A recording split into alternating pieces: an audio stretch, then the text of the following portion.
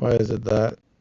Okay, right. So my statement was my main gripe is speaking philosophically speaking, the light speed isn't special in regard to moving through time.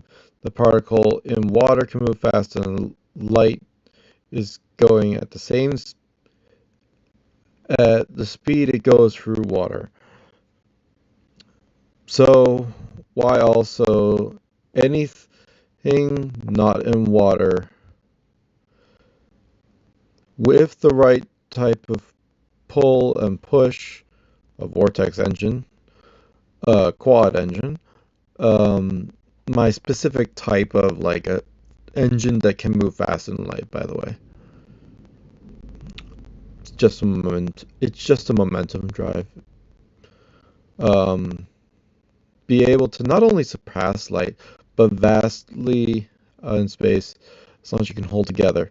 But this guy says, while it is true that particles like the electron can move faster through water than light does in water, it's only because the electron doesn't experience the same slowing effects as a photon does due to the particles making up the water. No, I think it actually has to do with the particles that make up the water and the mass of the electron versus the mass of the photon, or the way photons work in water in general, versus a photon is a wave of stuff. It's different, it acts different. And then, because they're a refractive index, but an electron is a particle, it has mass, so it can just be pushed straight through the water faster than light can move through the water. That means that the thing having mass is capable, well, obviously, an electron is the only thing of mass that can go faster than light, but any other, like, molecules and stuff will probably break apart. But let's keep reading. Neither particle's speed in water is faster than the speed of light in the vacuum, however. I mean, that is true, which is which nothing can travel faster than. Well, here's the thing. There's no real proof behind that. You can't say an electron can't go faster than the speed of light because we haven't accelerated an electron faster than light, even in the Hadron Collider. Single electrons just, like, it takes so much power to move a single electron. But anyway, the thing is, if you're moving an object with a magnetic confinement beam, you're moving the magnetic components of that object, the protons and the electrons. The neutrons are not being moved in the same way.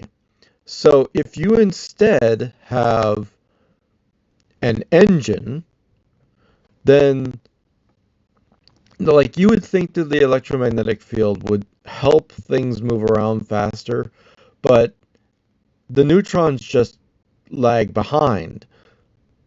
Instead, if you just push everything all at the same time, then it should hold together better. I'm not really sure why. But anyhow, the difference of speeds in water is due to the particles make the water, which is not present in a vacuum. It's also interesting to think that an electron cannot move faster through glass, for example, but it can move faster in water. But anyhow, the reason why you can't travel through faster than light in a vacuum is due to the geometry of space-time itself. It has to do with the observed effect of the speed of light in a vacuum is the same as compared to any internal reference frame. No matter how fast you go, whether you're traveling toward the light or away it, you'll always measure the speed of light as the same. I'm sorry, you're just making things up. That is not what anyone has said. You're trying to say that light has a dynamic speed based off of your speed. It doesn't. What people actually said, the real scientists would have said, and corrected everyone who misquotes them every time, is that the speed of light, no matter how fast you're going, will be clocked at going its same speed. It doesn't change. It's not the same as an object that is walking down a train and the train having its speed, and the two speeds add up so that he or she goes faster than their individual speeds separately. Their speeds combined because their total distance has added up. The light does not do this. Light works independently of everything else. So there is no speed that you can go where light would not also be going the same rate through space as it always has anywhere else, unless you put it into some other substance. It is going to go the same speed we recognize. We're not able to. It would be interesting to see if we can accelerate some water and then make that water accelerate light, because light speed through water, what if it's accelerated water? We haven't done that test technically. I don't know, but it would be interesting to find out. I actually don't know if we've done a test where we've had relativistic water and then tried moving light through that, but it is something that interferes with how light works. So it is something that could technically affect the speed of light, but we don't do that. And why? Because light is independent. It has its own propulsion. And doesn't matter how fast your train is going, okay? So when you say something to me like, no matter how fast you're going, whether you're moving toward the light or away, you'll always measure the light as the same speed. And that's just not true.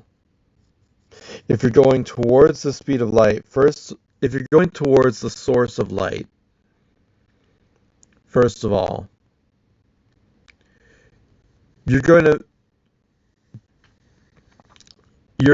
to have a skewed measure of how it moves through space.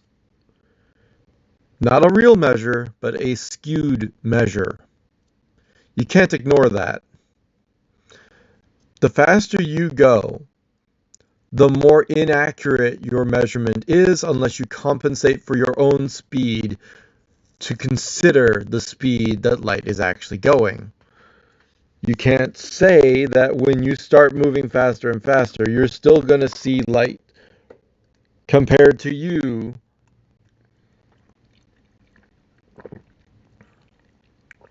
moving the speed of light as if you are standing still. That's not how this works. The way it works is light, because you moving faster, making light move faster, does not happen. Right? So that's your first mark against you, so you get a B. Let's continue. The only way we have found to explain the phenomenon consistent with the observation of the geometry of space-time set forth by Einstein is his work on special relativity. The consequence of the geometry is the speed of light in a vacuum. is a light is a speed limit on all relative motion in space. Here's the thing, right? There's nothing about geometry that changes how light works because geometry being flat. Oh wow. So if you were to suddenly curve geometry somehow, then you would change how far light can pass in a second. It won't actually be going and exerting any more energy, but it will get there sooner.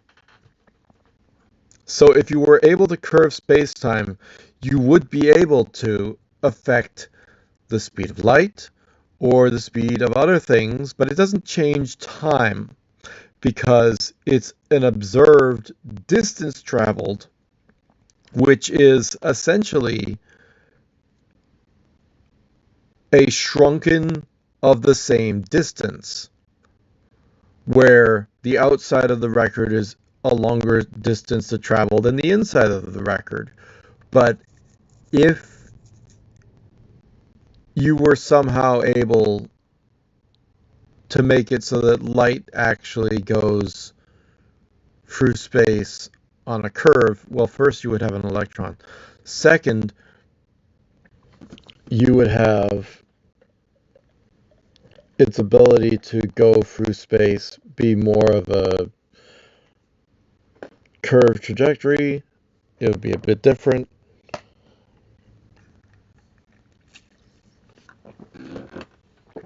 And technically it wouldn't get very far because it would just circle on itself. Again, like the electron. Winky face.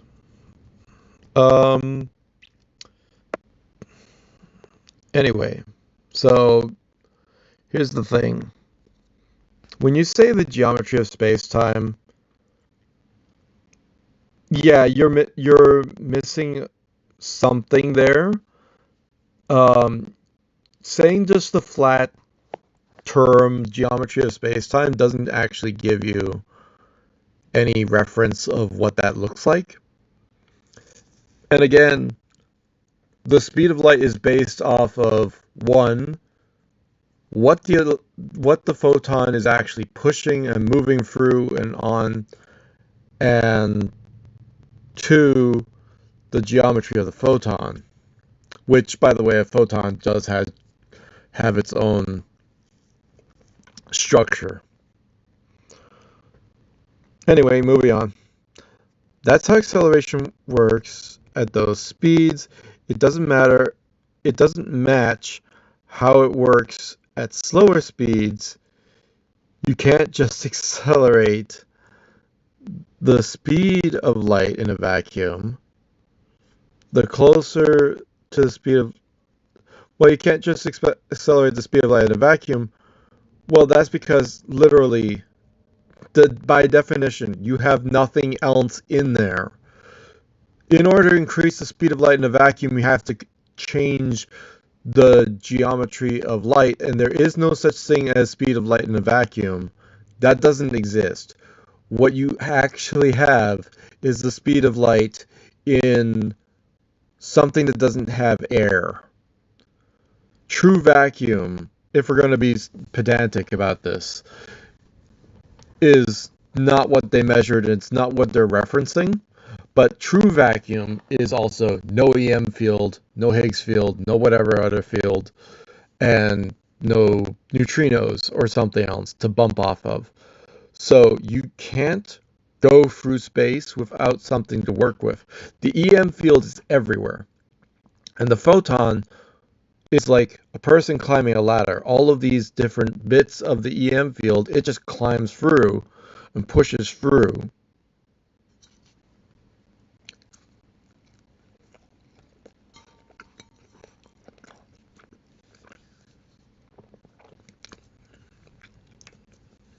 Anyway, so you can't just accelerate past the speed of light in a vacuum. Let's say that we redefine what he's saying as you can't push past the speed of near 300 million meters per second in any situation,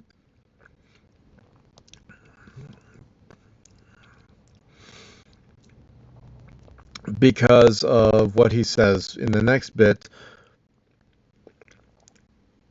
The closer you get to the speed of light, the less effective your attempt to accelerate past it will be. For one thing to start increasing more than the energy it takes to continue accelerate, and the amount of energy asymptotes, the closer you get to the speed of light in a vacuum. Here's the thing. Pushing something to the brink of going to the speed of light requires you to have a pusher that cannot push faster. What I'm talking about in a vortex engine is a puller. You don't understand what happens when you have a puller engine because you've never tried it. What happens when you're pulling is that everything in front of you is pulled and pushed through your body and pushed out the back. So not only are you pushing stuff out the back, but you are also pulling everything else that's coming towards you and through you. So everything that would be causing resistance, you're actually using to climb up that ladder. So you're not just pushing to try to get yourself there. You're not just shoving with a gun or an EM field to try to push something towards this limit.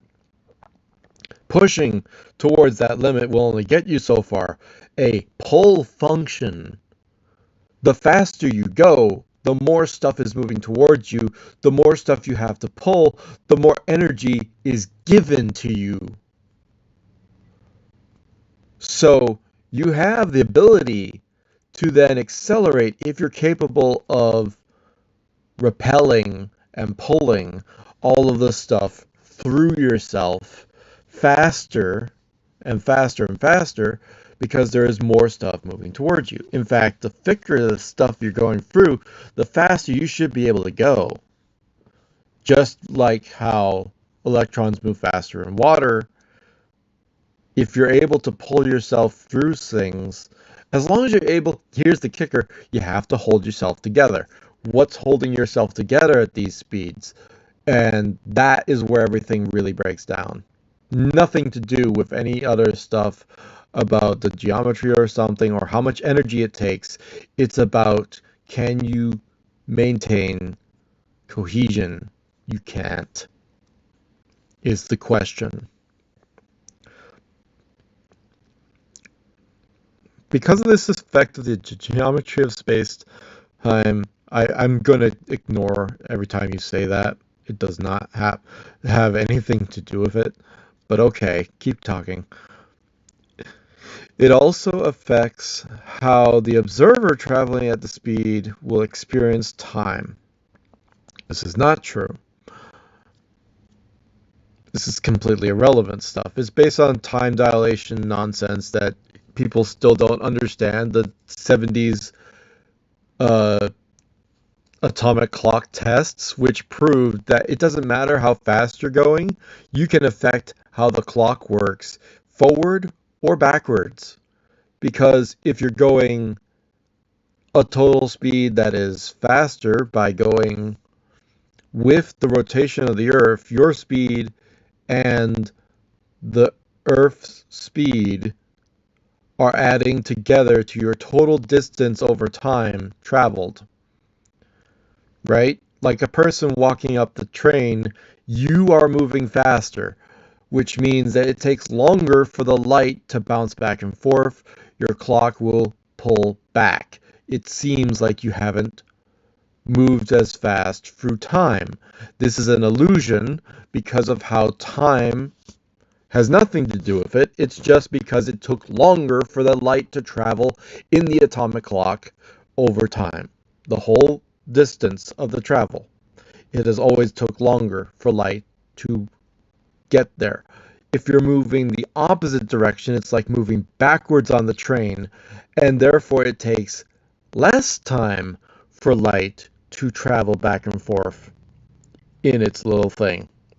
So it will have a more amount of ticks of time recorded because it is an imperfect machine.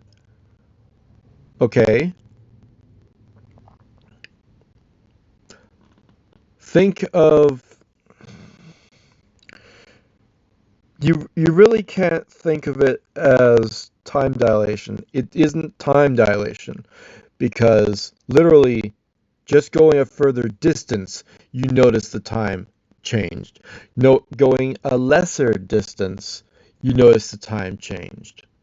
That's because the light bouncing back and forth has changed its rate. That's what happens.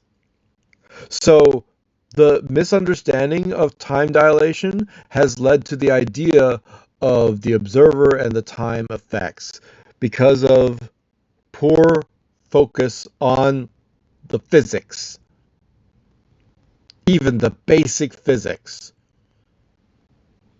It's disturbing. Anyway, traveling at the speed will experience time, so the speed in a vacuum is indeed a special with regard to the movement through time. No, it's not. You just don't understand. The closer the observer moves to the speed of light, or the closer to that speed the observer gets, they experience less time compared to outside observer. So literally they're saying you're not going to age if you go fast. This doesn't happen. Biological processes speed up, not slow down. Or I should say, because of the g-forces involved in going faster than, say, I don't know, Mach 1, we're already experiencing higher gravity. When you go closer and closer to the speed of light, which is multiple times the speed of sound, you're going to experience a lot of g-forces. That kind of push, you're not going to just feel no time happening. You're going to feel yourself being pulled towards the back of your seat, squished into a paste. It's not happy. You definitely feel the time. Or you don't because you're dead, actually, because you're a paste. Unless you can hold yourself together, hopefully. So the closer to that speed the observer gets, the speed of light, the less time they experience compared to an outside observer. That just doesn't work. At this is the rate that time flows is not universal. This is a complete misunderstanding of how those time experiments, those atomic clock experiments worked. I already explained that, so your assumption is incorrect. It depends on the observer. We actually have to take this into account with GPS satellites. Actually, no. That's not how that works whatsoever. Again, atomic clocks don't freaking work.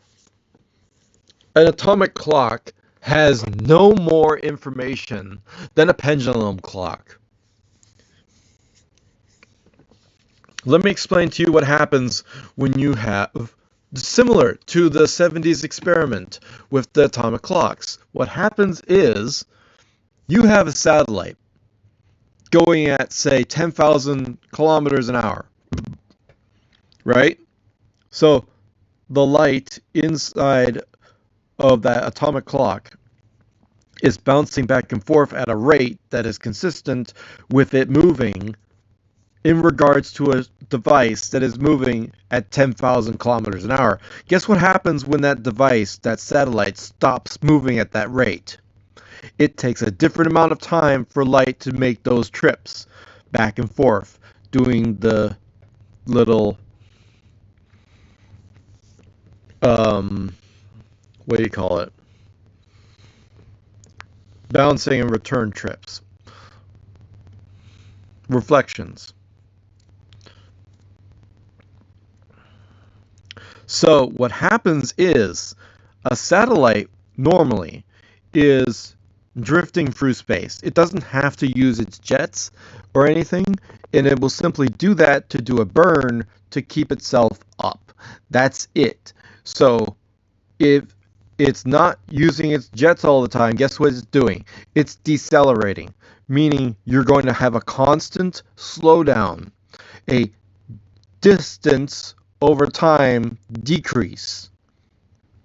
And that what really happens in these satellites is it happens so much, so often, and if they turn the satellite, it changes the orientation of the atomic clock, which changes how they need to calculate everything. It's so dynamic that you can't make it work. So what do? We beam the time to the atomic clocks because they are completely inaccurate. There are so many variables, we don't compensate for all of it. We are not there yet. We don't have systems for knowing its speed through space without using something specific to its direction through space. It is constantly slowing down, so it's constantly changing the amount of distance that the light has to travel inside the device, so the tick rate keeps going up for no reason, and then when you do the burn, it takes a little longer for the light to get there, so the tick rate goes down a little bit. And this is hard to keep track of, and it's hard to completely measure because it's billions per second. Billions. That's with a B. So you have this massive problem of you can't calculate fast enough how much time it takes for the light to reflect based on the speed to make an accurate measurement of how time is passing in the satellite. In order to make a correct time assessment for the satellite, a stationary atomic clock beams the information of the time accurately to the satellite with regards to the signal going from Earth to that satellite. That's it. That's as good as we can get. It's not even perfect. It sucks. As well as the general relativistic effects that also affect how time flows. There are no general relativistic effects that affect how time flows.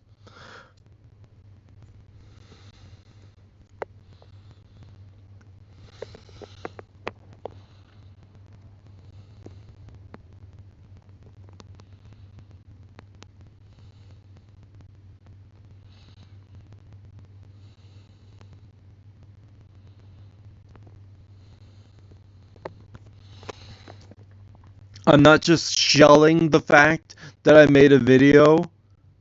I literally cannot, or I won't, try to summarize all of what I've just said in the course of 30 minutes in down to a small packet that I can tell you in a comment. However, I will do my best.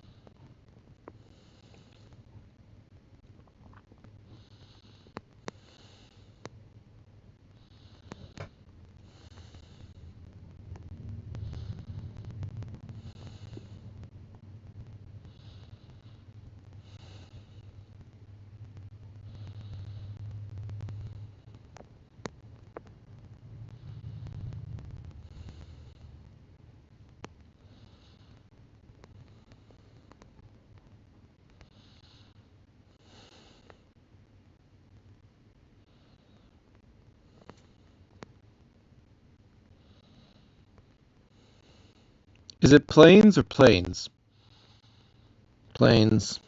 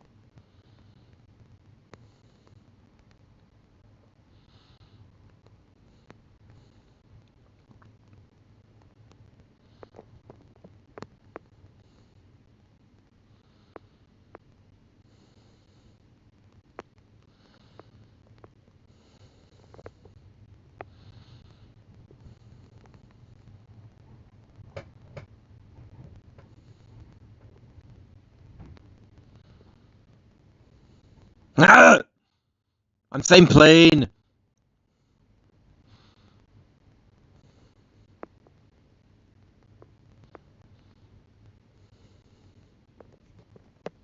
And the atomic clock. Singular, bitch.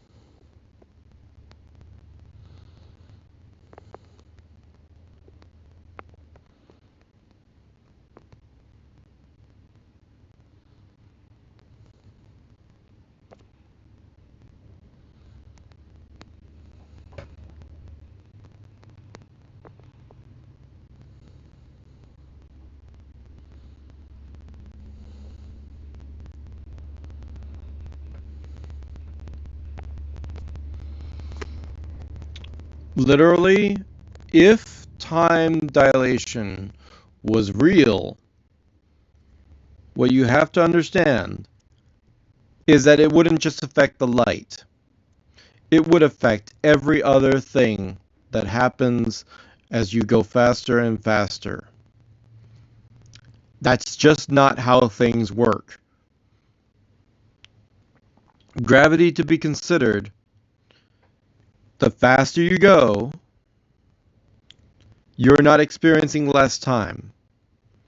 You're experiencing an increased effect of the gravity against your body. If time wasn't moving, you wouldn't experience gravity. But time is moving. And if time was only, for some reason, observed to not be moving, again, that's a delusion, illusion, or some other kind of anomaly that is just a goddamn, what's the real word?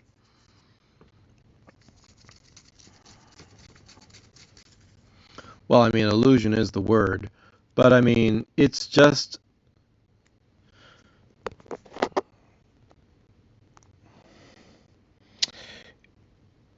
a mismeasurement of what these actual thing is happening. You can't say these things anymore.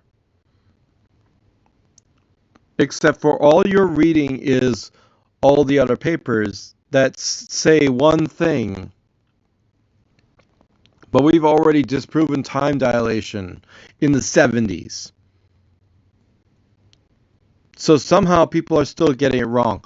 The first comment he says, or the second comment, or there's some, whenever he says it, I don't really give a dang. We've been through this it's been a while. Okay.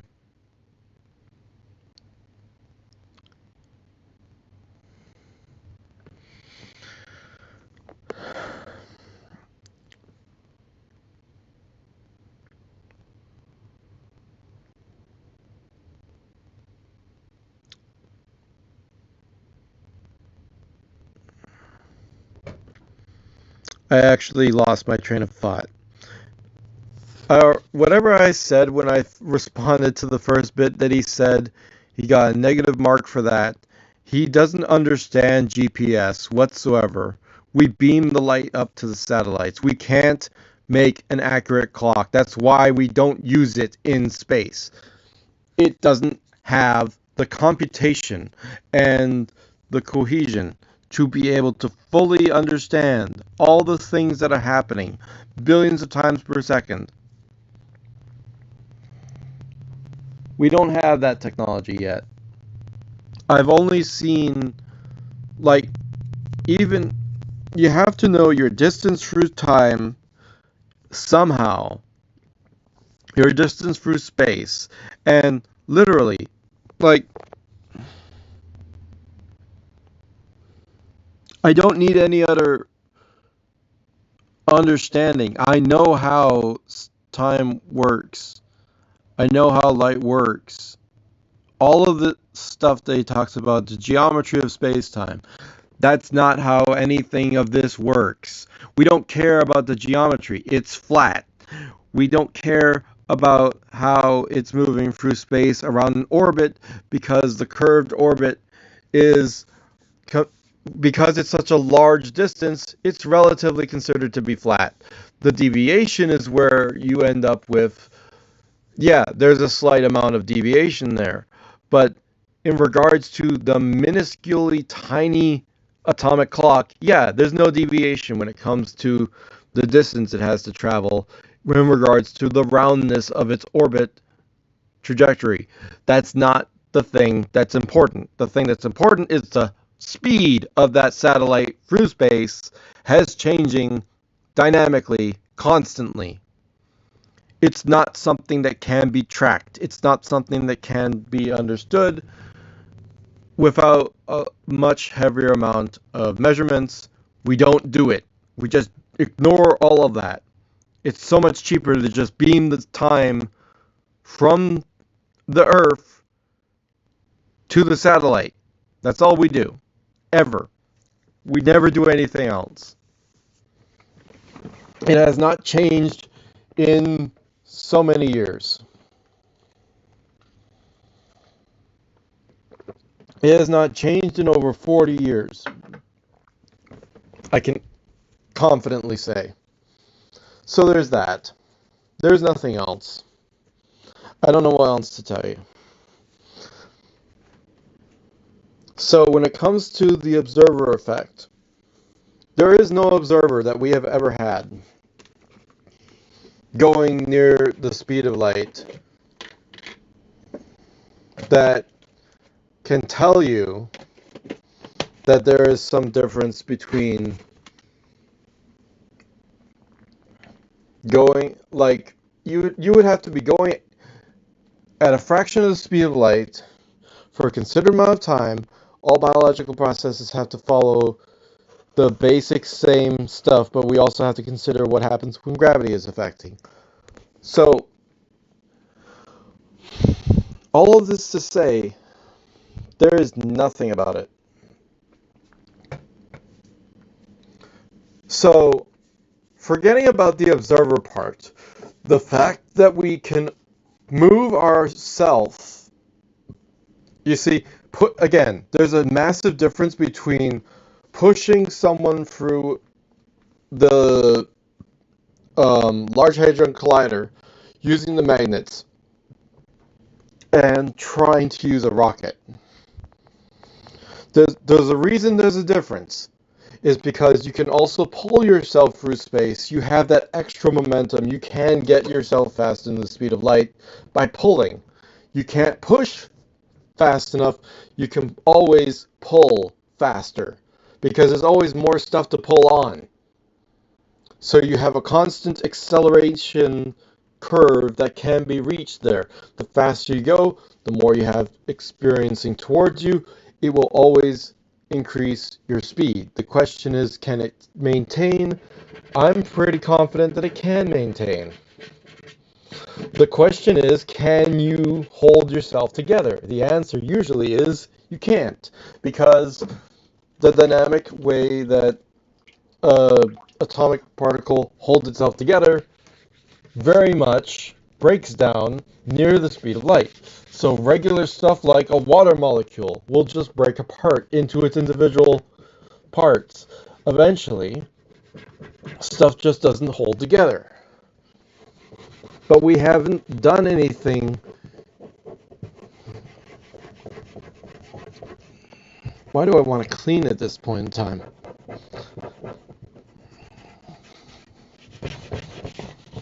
Whatever, I'm done.